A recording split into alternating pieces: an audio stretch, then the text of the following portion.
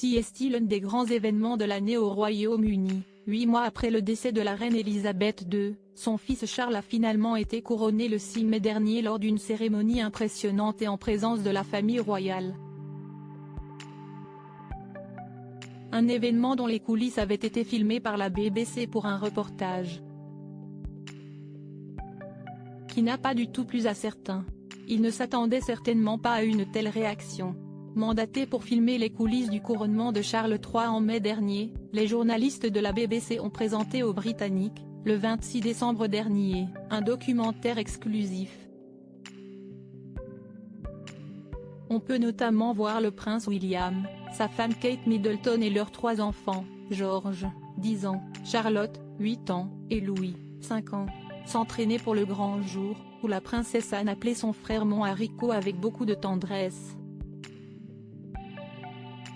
Mais ce documentaire n'a pas plu à tout le monde. La chaîne, en effet, a annoncé avoir reçu près de 900 plaintes depuis sa diffusion. Un chiffre étonnant, et pour une raison un peu moins surprenante, les téléspectateurs ont estimé que le film présentait un parti pris en faveur de la monarchie. Il faut dire que dans le pays où la couronne a été très fragilisée notamment depuis la mort de la reine Elisabeth, certains républicains font entendre leur voix. Et la BBC en a fait les frais. Pas de quoi les arrêter pour autant. Dans un communiqué, la chaîne britannique a défendu son programme. Charles III, The Coronation Year est un documentaire d'observation unique, couvrant une période historique importante au cours de laquelle le roi a assumé de nouvelles responsabilités et s'est préparé pour le premier couronnement dans ce pays depuis 70 ans, a-t-elle expliqué, réaffirmant ensuite garder le contrôle éditorial de ses programmes et vouloir explorer plusieurs facettes de la monarchie. Mise au point nécessaire et ferme d'ailleurs, elle a rappelé à son public que différents documentaires avaient été diffusés cette année pour creuser différents sujets. Panorama sur BBC One a examiné les structures et les finances qui entourent la famille.